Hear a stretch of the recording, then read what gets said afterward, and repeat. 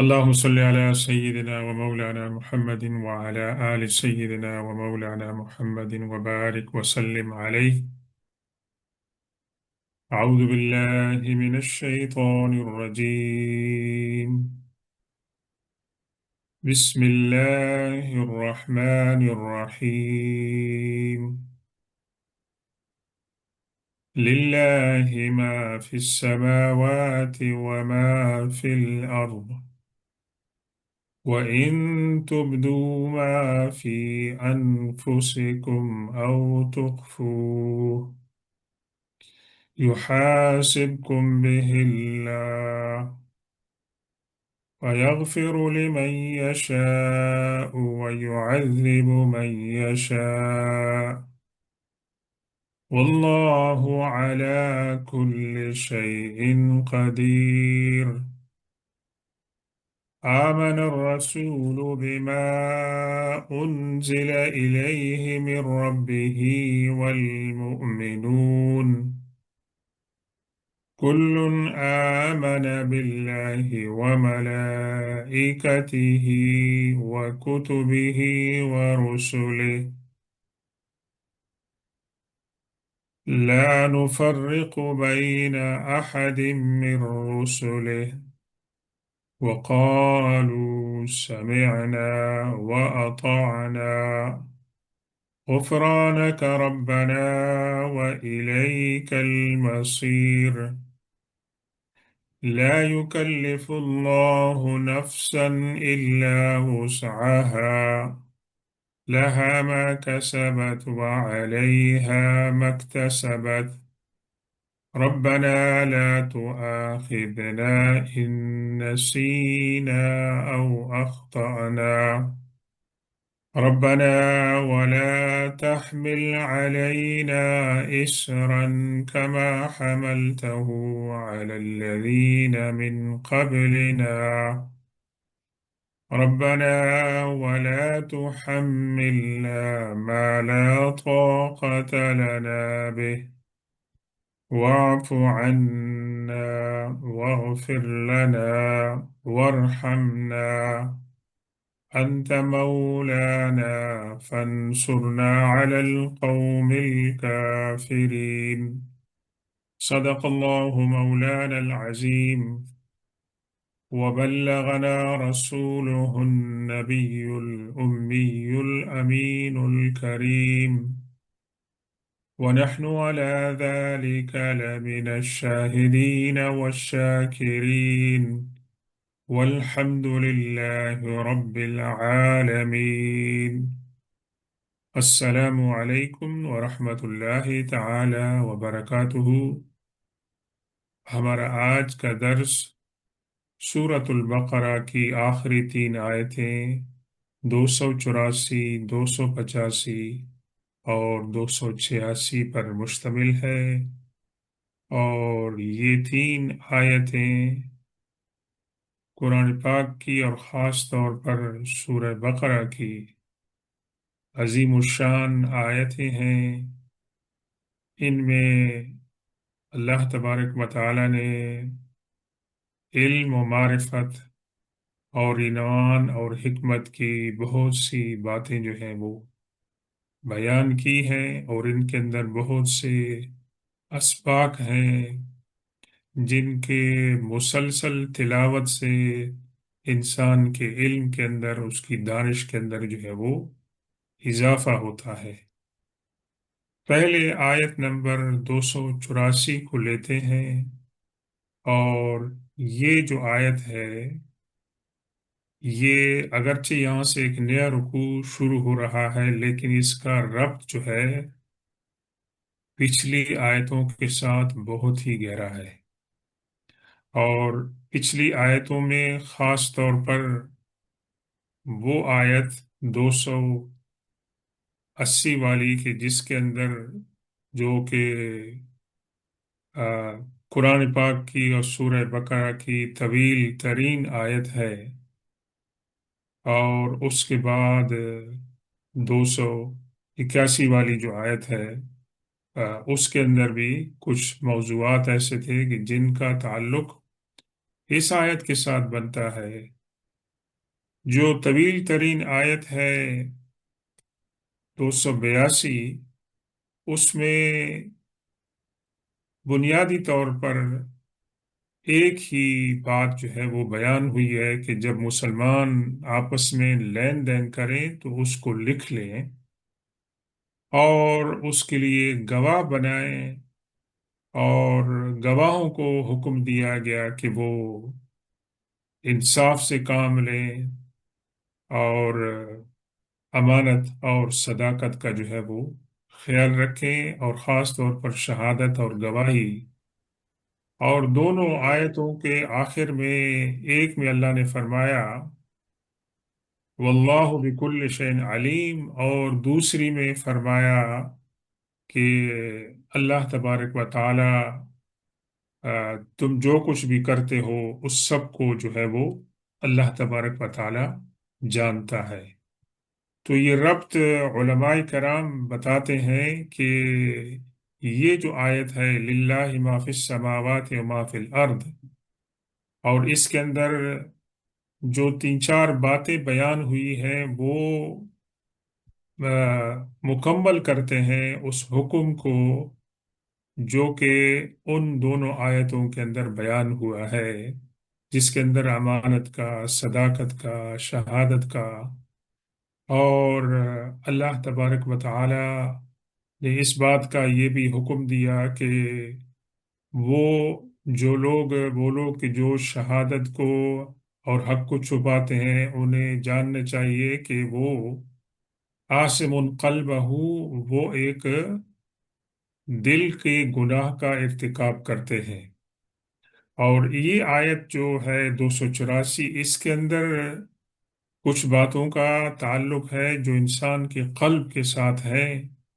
اس لیے یہ آیت جو ہے وہ بہت اہم ہے اپنے مفہوم کے لحاظ سے،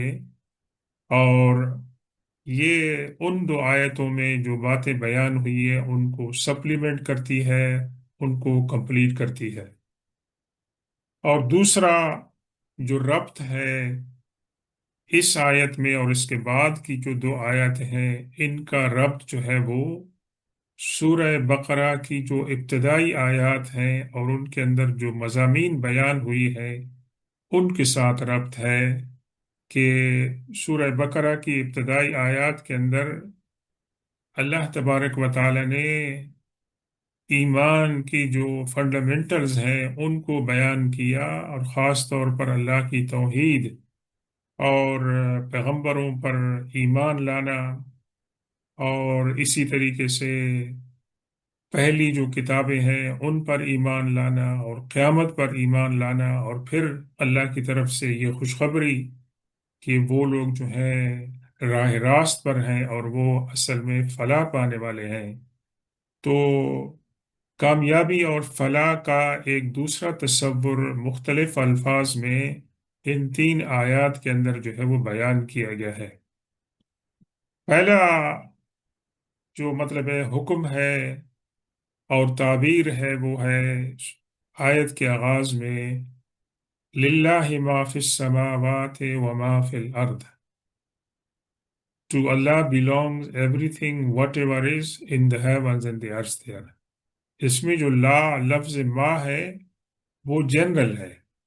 اور قرآن پاک میں بعض اوقات لفظ من استعمال ہوتا ہے، تو من سے مراد وہ جو ذی روح مخلوقات ہیں، انسان اور فرشتے اور جو ہیں جنات وہ ہیں، لیکن ما سے مراد یہ ہے کہ ہر چیز۔ تو پہلی یعنی یہ بات آپ دیکھ لیں کہ سورہ فاتحہ میں اللہ کی ربوبیت کا ذکر ہے، الحمدللہ رب العالمین، اور اس ربوبیت کا یہاں پر دوبارہ جو ہے کنفرم کیا جاتا ہے، اس پہ طرف تاکید کی جا رہی ہے کہ ہر چیز جو زمین و آسمان میں ہے وہ اللہ تبارک و تعالیٰ کی ہے۔ کیونکہ آج میں نے یہ کپڑے پہنی ہوئی ہے، میرے پاس میرا مکان ہے، میری گاڑی ہے، آج میں حکومت کا سربراہ ہوں، کسی پروونس کا سربراہ ہوں، تو یہ جو باتیں ہیں یہ مجازی طور پر ہے، حقیقی طور پر نہیں ہے کہ اللہ تبارک و تعالیٰ کی عطا سے انسانوں کو یہ چیزیں ملی ہیں، اور ایک خاص مدت کے لیے ملی ہے اور ایک خاص مقصد کے لیے ملی ہے۔ اور ایک وقت آئے گا کہ اللہ تبارک و تعالی اعلان فرمائے گا، لمن الملک اليوم للہ الواحد القہار، to whom belongs today the kingdom of the heavens and earth there، یعنی آج زمین و آسمان کا کون مالک ہے؟ تو اس وقت کوئی بھی جواب نہیں دے سکے گا، کیونکہ اس وقت کوئی بھی کسی چیز کا مالک نہیں ہوگا۔ تو اللہ تبارک و تعالیٰ خود ہی فرمائیں گے، للہ الواحد القہار، اللہ تبارک و تعالیٰ جو خدا یکتا ہے اور جو زبردست ہے، آج کنگڈم اور بادشاہی جو ہے اسی کے لیے ہے۔ یعنی ہمارا جو اپنا وجود ہے، یہ وجود بھی ہمارا نہیں ہے، یہ اللہ کی طرف سے امانت ہے، اور اللہ تبارک و تعالی اس کو ایک خاص پیریڈ کے بعد لے لیتا ہے۔ اس لیے مسلمانوں کو تلقین کی گئی ہے کہ جب کسی کی موت یا مصیبت کی خبر سنیں تو وہ کہیں انا للہ و انا الیہ راجعون۔ اسی سے یہ بھی اندازہ ہوتا ہے کہ اللہ تبارک و تعالی کی جو ربوبیت ہے اور اس کی خالقیت ہے، اس کے ساتھ ساتھ اس کو حق پہنچتا ہے کہ وہ اپنی کنگڈم میں، اپنی بادشاہی میں جس قسم کا قانون بنانا چاہے وہ بنا سکتا ہے۔ اس کے قانون بنانے پر کوئی اعتراض نہیں کر سکتا ہے۔ اللہ تبارک و تعالیٰ کی تو رحمت اور شفقت ہوتی اس لحاظ سے کہ وہ مسلمانوں سے کہتا کہ فجر کے وقت آپ کے لیے اٹھنا مشکل ہے، کوئی بات نہیں، آپ دوپہر کو نماز پڑھ لیں، رات کو آپ کے لیے جو ہے آپ تھکے ہوتے ہیں، عشاء کی نماز آپ کے لیے پڑھنا مشکل ہے، یا رمضان کے اندر روزے جو ہیں آپ کے لیے رکھنے مشکل ہے، لیکن اللہ تبارک و تعالیٰ کی یہ شریعت ہے، اس کا یہ قانون ہے، اور مسلمان جو ہے اس کے لیے اپنے آپ کو سبمٹ کہتا ہے اور سبمٹ کرتا ہے، اور یہی جو ہے اس کا جو ہے نام ہے اور اسی کا کام ہے۔ اس کے بعد یہ جڑی ہوئی آیت کا ٹکڑا جو ہے، وَإِن تُبْدُوا مَا فِي أَنفُسِكُمْ أَوْ تُخْفُوهُ يُحَاسِبْكُم بِهِ اللَّهُ، اس کے اندر ایک بہت بڑا زبردست بیان ہے، اور اس کے اندر انسان کے امتحان کی بات کی گئی ہے۔ اگر تم جو کچھ تمہارے دلوں کے اندر ہے اس کو ظاہر کرو، او تخفوہ یا اس کو چھپاؤ، یحاسبکم بہ اللہ، اللہ تبارک و تعالیٰ اس کا محاسبہ کرے گا، اس کے بارے میں سوال و جواب اور پوچھ گچھ اللہ تبارک و تعالیٰ فرمائے گا۔ تو یہ یعنی اللہ تبارک و تعالیٰ کی جو پاور ہے، اس کی خدائی ہے، لامتناہی اس کی پاور ہے، تو وہ جانتا ہے کہ ہمارے دلوں کے اندر کون سی باتیں ہیں اور کون سی باتوں کو جو ہم ظاہر کرتے ہیں۔ جب ہم ان باتوں کو ظاہر کرتے ہیں تو ہمارے دلوں کے اندر بھی وہ بات ہوتی ہے، یا ہماری زبان پر کوئی بات اور ہوتی ہے اور ہمارے دلوں کی پر کوئی اور بات ہوتی ہے۔ تو اس کے بارے میں علماء کرام نے یہ فرمایا کہ انسان کے دل میں دو قسم کی باتیں مینلی ظاہر ہوتی ہیں۔ ایک تو وہ ہے کہ جو لاشعوری طور پر انسان کے ذہن میں باتیں آ جاتی ہیں، وسوسے آ جاتے ہیں، اور بعض اوقات شیطان اور نفس کے ورغلانے سے بھی خیالات آ جاتے ہیں۔ تو جو خیالات بغیر انسان کی قدرت کے، اس کے بغیر ارادے کے آ جائیں، تو ان کے بارے میں تو علماء کرام اور حدیث سے ثابت ہے کہ وہ چیزیں معاف ہیں، اللہ تبارک و تعالیٰ ان کو معاف فرما دے گا۔ لیکن جو باتیں انسان کے دل کے اندر ٹھہر جاتی ہیں اور انسان جو ہے ان کو عملی جامہ پہنانے کا انتظار کرتا ہے، یا اس کو کوئی موقع اگر مل جائے تو اس کو اپنانے کی جو ہے وہ کوشش کرتا ہے، جس کے اندر حسد ہے، حقد ہے، بغض و عداوت ہے، تو یہ اس کے اندر آتی ہیں، اور وہ جو اعمال ہیں وہ قابل گرفت ہیں اور بہت سخت قابل گرفت ہیں۔ یہاں تک کہ اللہ کے رسول صلی اللہ علیہ وسلم نے فرمایا کہ حسد جو ہے وہ انسان کے نیک کاموں کو اس طرح کھاتا ہے جس طرح آگ جو ہے وہ لکڑی کو جلاتی ہے، یعنی انسان نیک کام کرتا ہے لیکن اس کے دل کے اندر کسی کے لیے حسد ہے، بغض ہے، عداوت ہے، کینہ رکھتا ہے، تو وہ جو ہے اس کینے میں وہ جلتا ہے، اور اللہ تبارک و تعالیٰ اس کے اعمال کو جو ہے وہ ضائع فرما دیتا ہے۔ تو اللہ تبارک و تعالیٰ سے یہ دعا کرنی چاہیے ہر وقت کہ اللہ تعالیٰ ہمیں کینہ اور بغض و عداوت سے بچائے، کیونکہ یہ انسان کے اعمال کو جو ہے وہ ضائع کر دیتے ہیں۔ اور اللہ تبارک و تعالیٰ بعض اوقات ہماری بری نیتوں کا دنیا میں انجام بھی دکھا دیتا ہے۔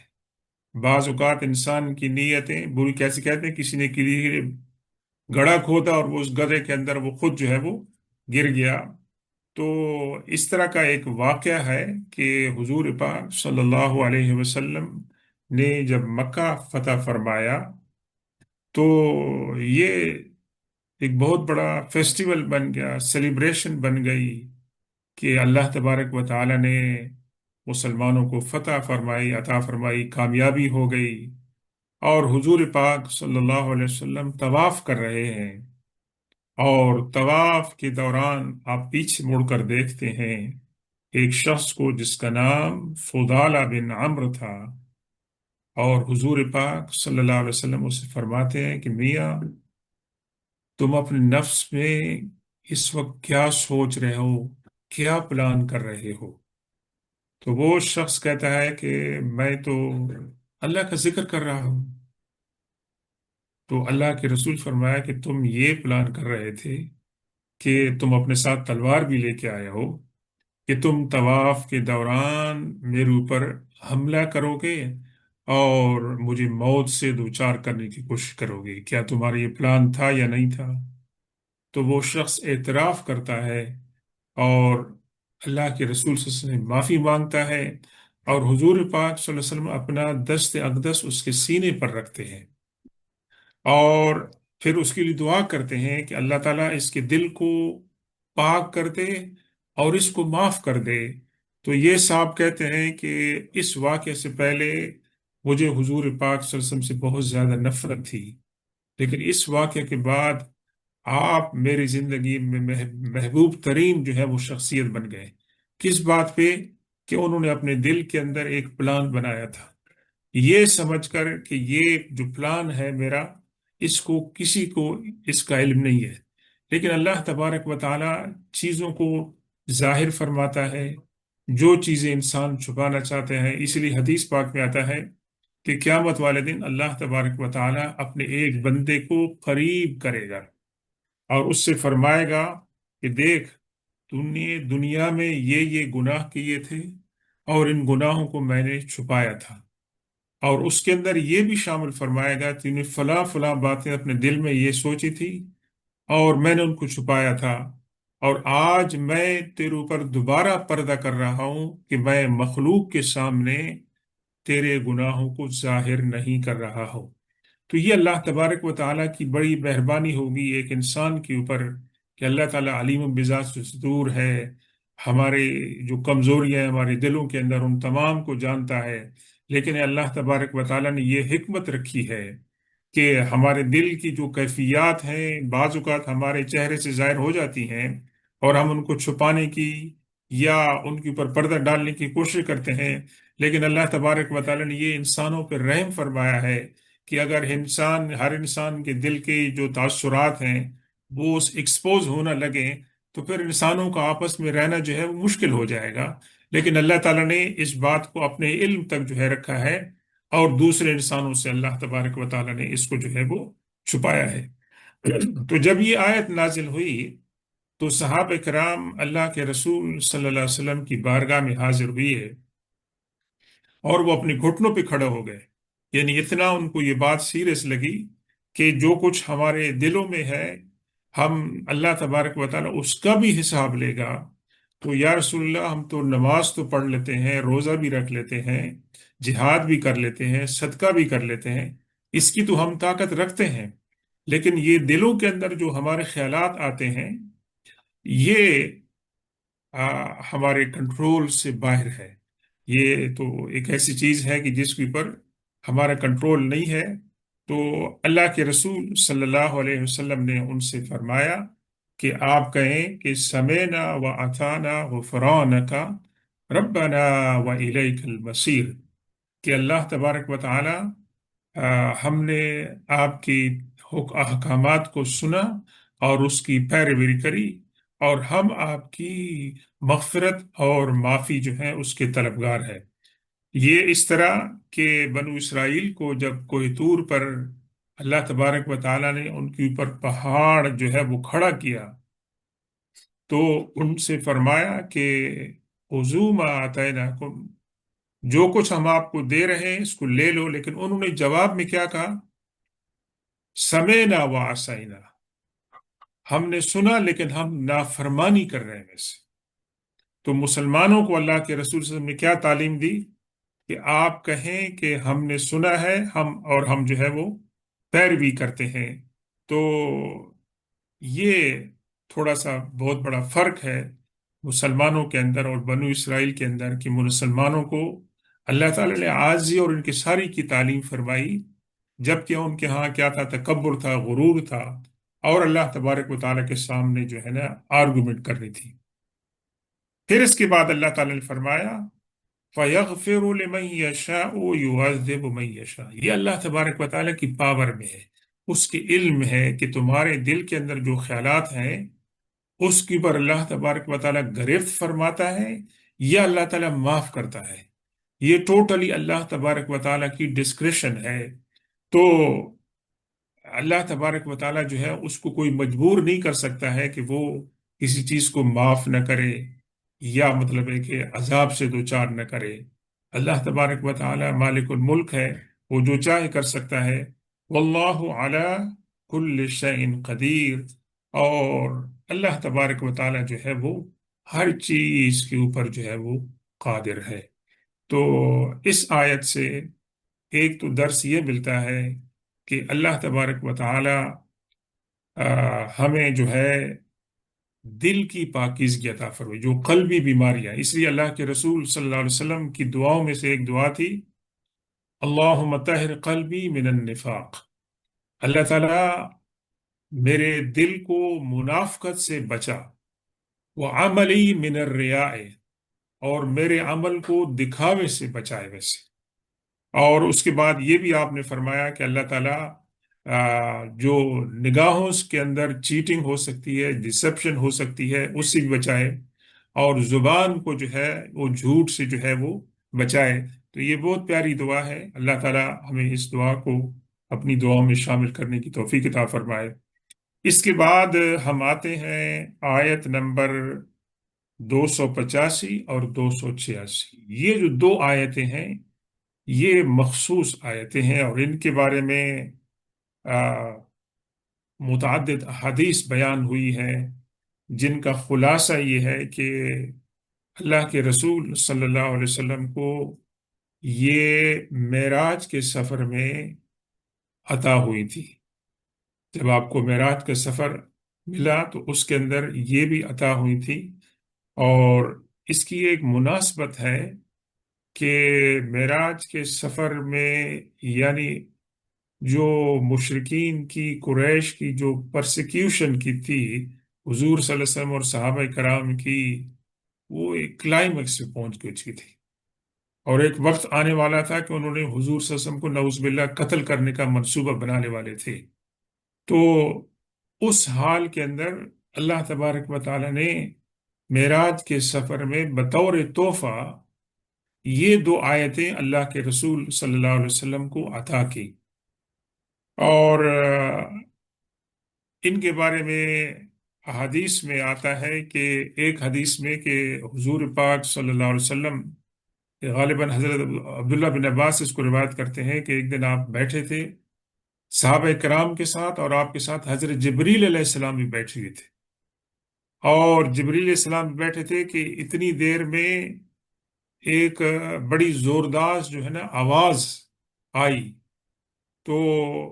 غالباً حضور پاک صلی اللہ علیہ وسلم نے اپنا سر مبارک اوپر اٹھایا کہ بھی یہ آواز کہاں سے آ رہی ہے، کیسی ہے؟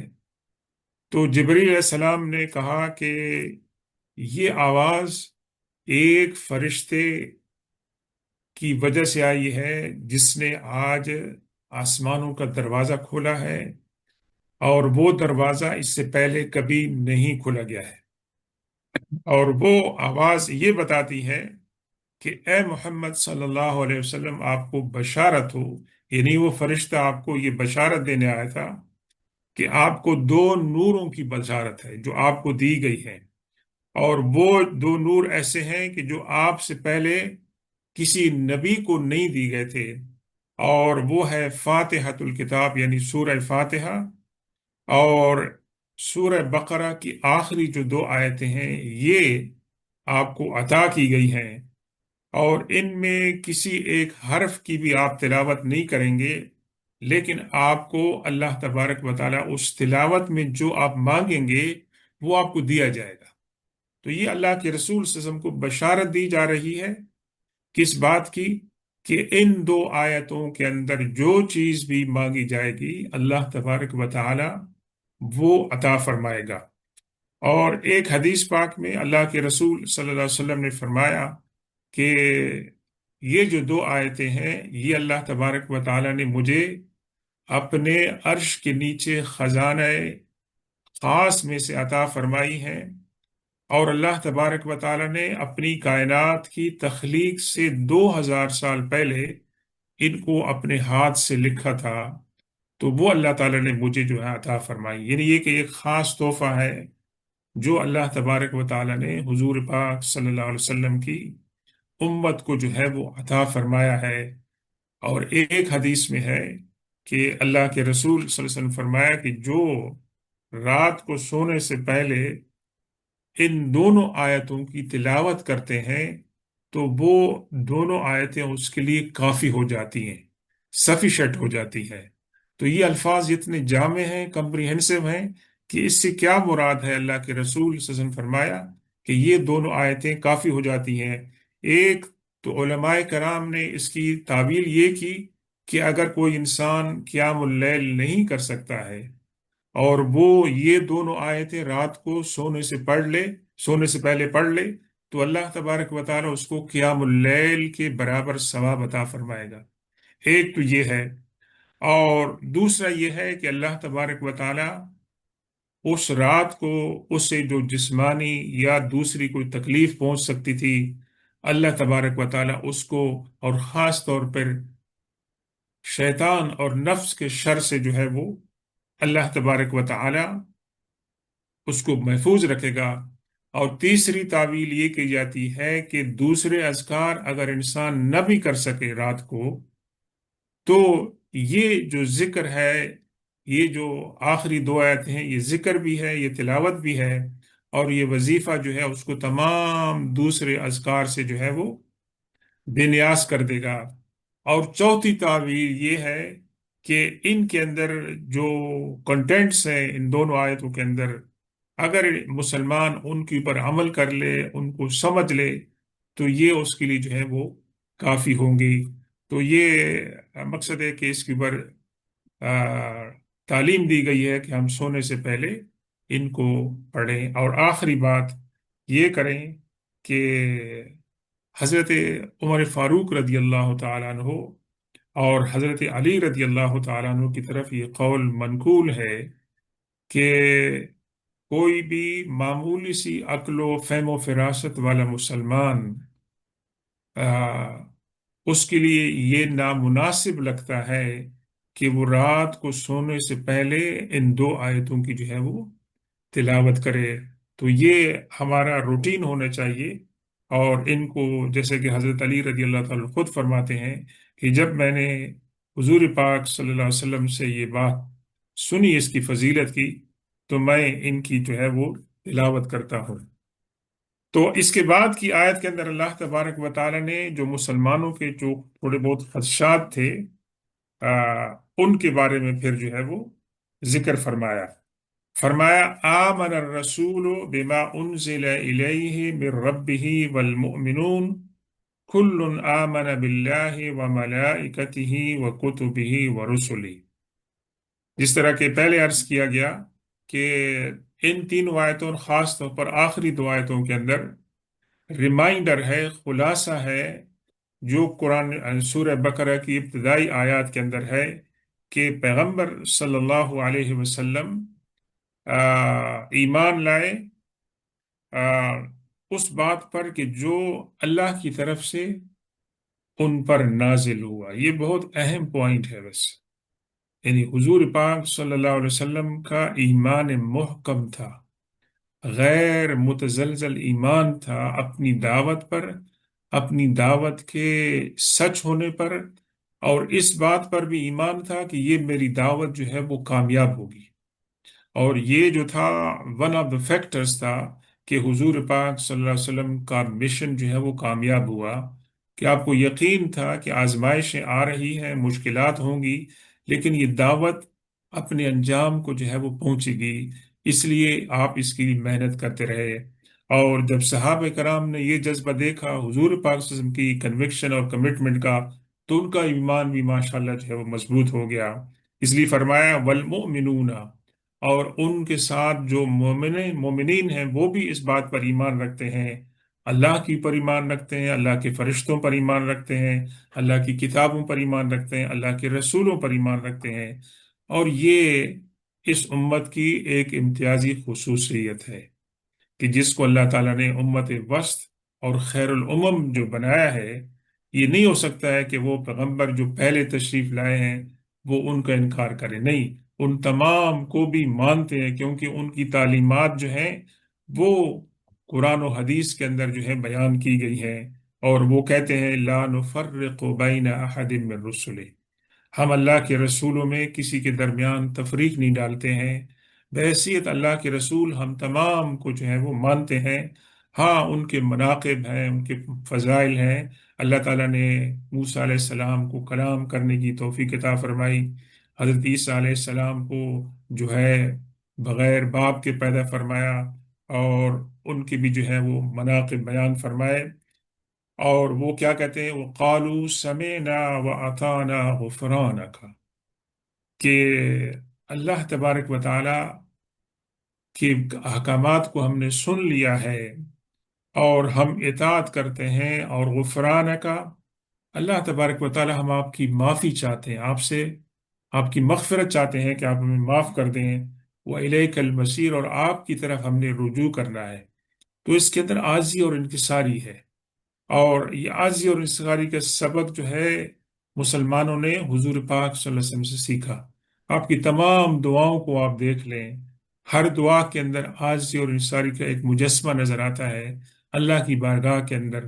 اور مسلمانوں کو بھی یہی تلقین کی گئی ہے۔ اور اللہ تبارک و تعالیٰ کو یہ بات جو ہے بندے کی بہت پسند ہے کہ جب بندہ عاجزی اور انکساری کرتا ہے تو اللہ تبارک و تعالیٰ اس کو اپنی رحمتوں سے جو ہے وہ نوازتا ہے۔ تکبر اور غرور جو ہے وہ اللہ تبارک و تعالیٰ کو نہیں پسند ہے۔ تیسری آیت کے اندر صحابہ کرام کے وہ جو خدشات تھے ان کا جواب دیا گیا ہے، لا یکلف اللہ نفسا الا وسعها، اللہ تبارک و تعالیٰ کسی جان کو اتنا مکلف نہیں بناتا، اس کو اسائن نہیں کرتا رسپانسبلٹیز، مگر اس کی کیپیسٹی کے مطابق۔ یعنی اللہ تبارک و تعالیٰ نے مسلمانوں کے اوپر مثال کے طور پر 5 وقت کی نمازیں فرض کی ہیں۔ 5 وقت کی نمازوں کے لیے جو بنیادی شرط ہے وہ کیا ہے؟ وضو کرنا ہے۔ تو اگر کسی مسلمان کے لیے وضو کرنا مشکل ہے، تیمم کے لیے ان کو اجازت دی گئی ہے، تو وہ تیمم کر لیں گے تو وہ تیمم ان کا وضو کے برابر قائم مقام ہو جائے گا۔ تو اللہ تبارک و تعالیٰ نے نہیں فرمایا کہ کیونکہ آپ نے وضو نہیں کیا ہے تو آپ کی نماز جو ہے وہ قبول نہیں ہو جائے گی۔ اسی طریقے سے نماز کے اندر بھی اللہ تبارک و تعالیٰ نے جو خشوع اور خضوع ہونا چاہیے اس کے اندر بھی درجات رکھے ہیں۔ کچھ تو اللہ کے نیک بندے ہیں کہ جب نماز میں وہ کھڑے ہوتے ہیں تو دنیا معافیہ سے کمپلیٹلی ڈیٹیچ ہو جاتے ہیں،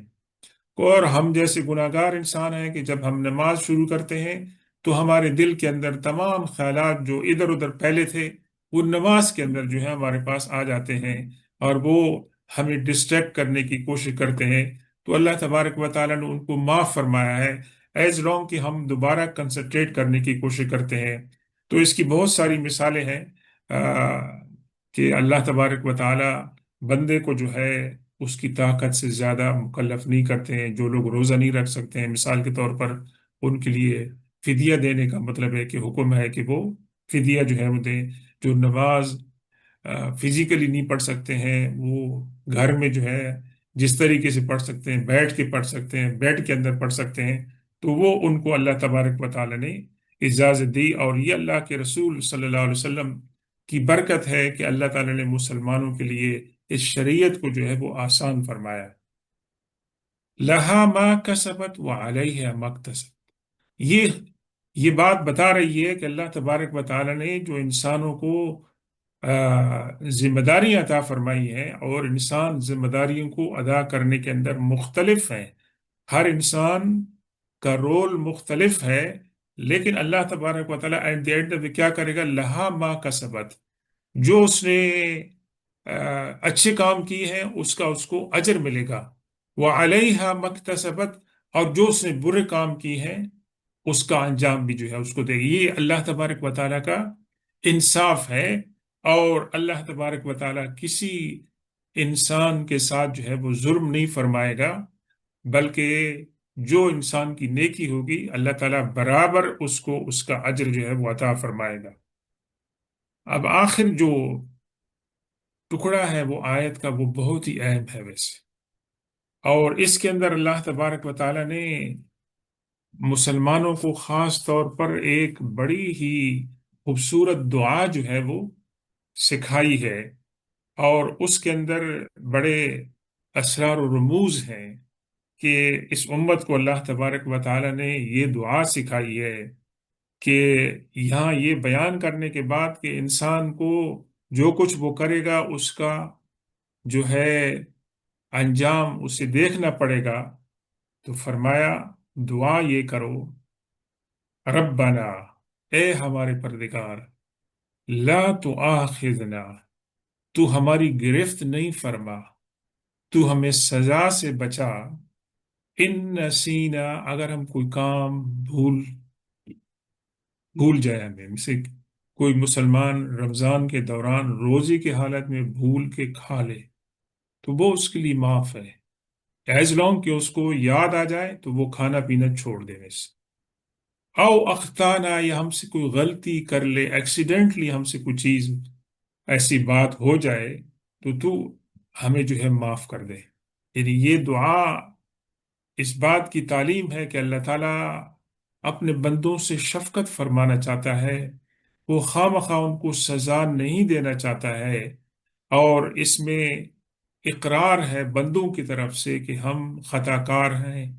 اور ہم سے غلطیاں جو ہیں وہ سزا ہو سکتی ہے، اور ہم کمزور ہیں، اور آپ ہماری خطاؤں سے درگزر فرمائیں۔ ربنا ولا تحمل علينا اسرا كما حملته على الذين من قبلنا، یہ بھی بہت پیاری دعا ہے۔ اللہ تبارک و تعالی ہمارے اوپر ایسا بوجھ نہ ڈال کہ جو تو نے پہلے لوگوں پر ڈالا تھا۔ یہ جو لفظ اسر ہے، الف صاد را، اس کے عام طور سے علماء کرام نے دو میننگ لی ہے۔ اسر کے ایک معنی ہے بوجھ کے، برڈن کے، اور اسر کے دوسرے معنی ہیں کوننٹ اور معاہدے۔ اللہ تبارک و تعالیٰ نے پہلی قوموں سے وعدے لیے تھے، مثال کے طور پر فرمایا یا بنی اسرائیل اذکروا نعمتی التی انعمت علیکم واوفوا بعہدی اوف بعہدکم وایایا فرحبون، کہ اے بنی اسرائیل میری نعمتوں کو یاد کرو، اور جو میں نے تمہارے ساتھ کوننٹ کیا تھا اس کو پورا کرو، اور میں اس کوننٹ کو پورا کروں گا جو میں نے تمہارے ساتھ کیا تھا۔ اور یہ حضرت موسیٰ علیہ السلام جب تشریف لے گئے تھے اور اپنے قوم کے نمائندوں کو لے گئے تھے، تو وہاں پر بھی جو ہے نا یہ اللہ تبارک و تعالیٰ نے ان سے عہد لیا تھا۔ تو اسر کا یہ ایک تو معنی یہ ہے، دوسرا معنی یہ ہے کہ بوجھ، یعنی جو چیز ان کے لیے برڈن لگتی ہے، اللہ تعالیٰ مسلمانوں پر اس قسم کے بوجھ کو جو ہے وہ نہیں ڈالے۔ آ، مثال کے طور پر بنو اسرائیل کے اوپر جیسے کہ آپ دیکھتے ہیں کہ سفر معراج میں حضور پاک صلی اللہ علیہ وسلم جب اللہ تبارک و تعالیٰ سے ملاقات کے بعد واپس تشریف لاتے ہیں تو موسیٰ علیہ السلام سے ملاقات ہوتی ہے، اور موسیٰ علیہ السلام پوچھتے ہیں کہ آپ کو اللہ نے کیا چیزیں دی ہیں؟ تو آپ نے فرمایا مجھے 50 نمازوں کا حکم دیا ہے۔ تو آپ موسیٰ علیہ السلام نے فرمایا کہ آپ واپس جائیں، 50 نمازیں آپ کی قوم نہیں پڑھ سکے گی، مجھے اپنی قوم کا تجربہ ہے۔ تو یعنی 9 ٹائمز حضور پاک صلی اللہ علیہ وسلم واپس جاتے ہیں، اور اللہ تعالیٰ 50 نمازوں کو 5 کے اندر جو ہے وہ کنفائن کر دیتے ہیں، اور فرماتے ہیں کہ یہ 5 پڑھو گے لیکن ثواب 50 کا ملے گا۔ اور پہلی امتوں پر کیا تھا کہ ان کو 50 نمازیں پڑھنے کا حکم دیا تھا۔ تو ایک تو اللہ تبارک و تعالیٰ نے یہ بوجھ جو ہے مسلمانوں پر جو ہے کب کب کیا۔ دوسرا یہ ہے کہ ہمیں 2.5% زکوٰۃ کا حکم ہے سیونگ کے اوپر سال کے بعد۔ ان کے اوپر کیا تھا؟ 1/4، یعنی 1/4 جو تھا وہ ان کو ادا کرنے کا حکم جو ہے وہ دیا تھا۔ اور ایک تیسرا بوجھ ان کے اوپر یہ تھا کہ اگر ان کے کپڑے کے اوپر نجاست لگ گئی تو اس کو دھونا نہیں ہے، بلکہ اس کے کپڑے کو انہوں نے کاٹ کے پھینک دینا ہے، ویسے وہ دوبارہ اس قابل نہیں ہے کہ اس کے ساتھ انہوں نے نماز پڑھیں، بلکہ کینچی سے اس کو کاٹ کے پھینک دیں۔ مسلمان کو کیا ہے کہ کپڑے پہ نجاست لگ جائے تو اس کو دھو کے صاف کر لیں، تو وہ بالکل اسی کپڑے کی طرح ہوگا جو پاک صاف تھا پہلے سے۔ اور ان کو یہ ہے کہ بھی دنیا میں کئی چیزوں کی جو ہے سزا دی گئی تھی۔ مثال کے طور پر قرآن پاک کہتا ہے کہ انہوں نے زیادتی کی تو ان کو سور اور بندر بنا دیا گیا، پوری ایک ریس بنا دی گئی تھی جن کو سور اور بندر بنا دیا گیا تھا۔ تو حضور پاک صلی اللہ علیہ وسلم کی برکت سے اللہ تعالیٰ نے اس امت کو اس عذاب سے جو ہے بچایا، ان کے اوپر یہ عذاب جو ہے اللہ تعالیٰ نے نہیں فرمایا۔ اور دوسری بات یہ تھی کہ ان کے ہاں مال غنیمت جو تھا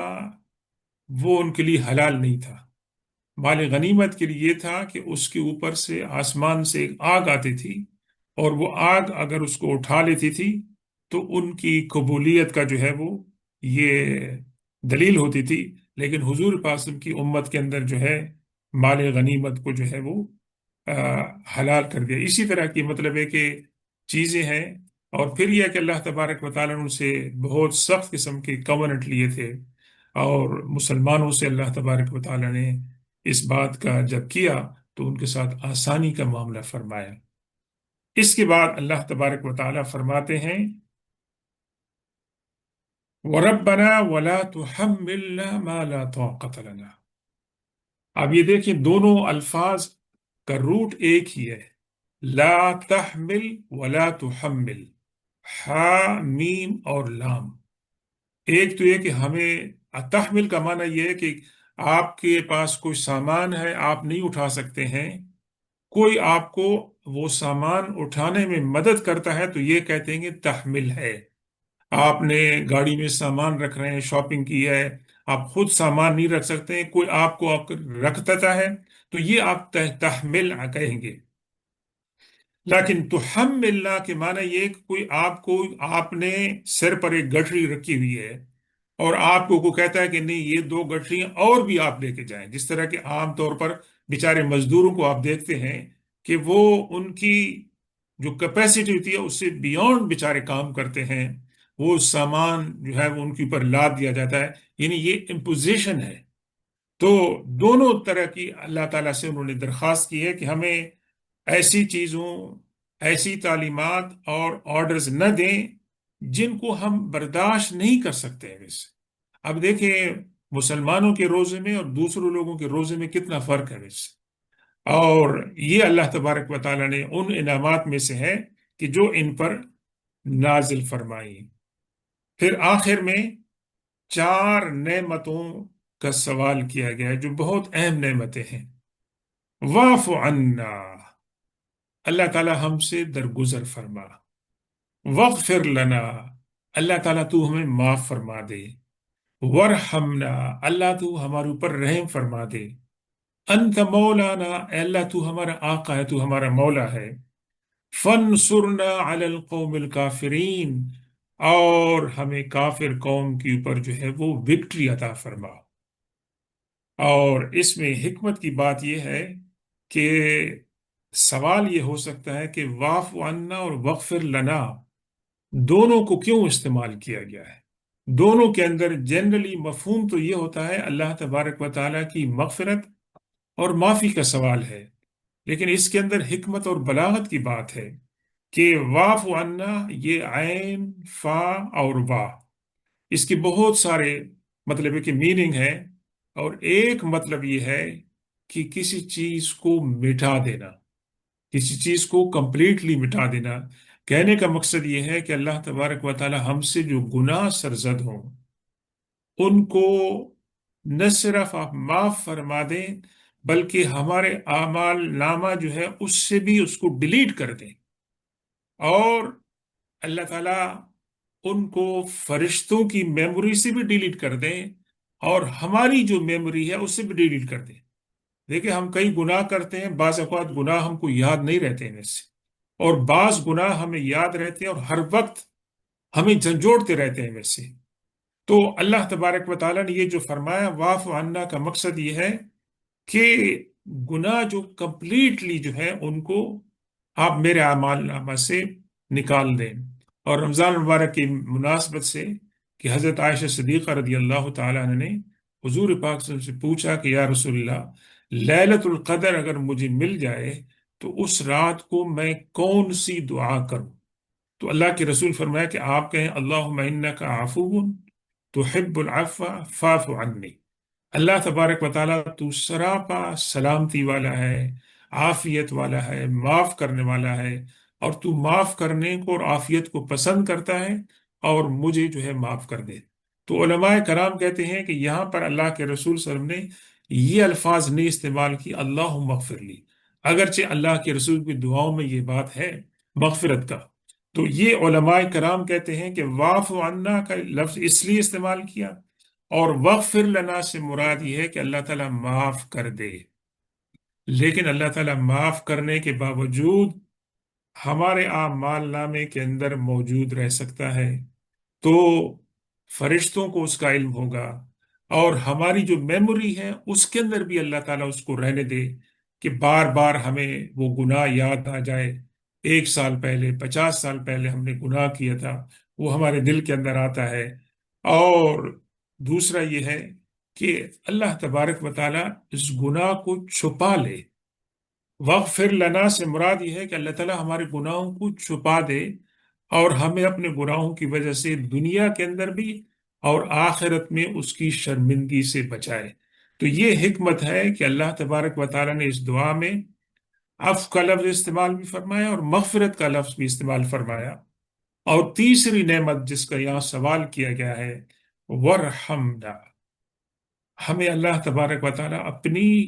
رحمت سے محروم نہ کرے، ہر وقت ہمیں اپنی رحمت میں شامل حال رکھے۔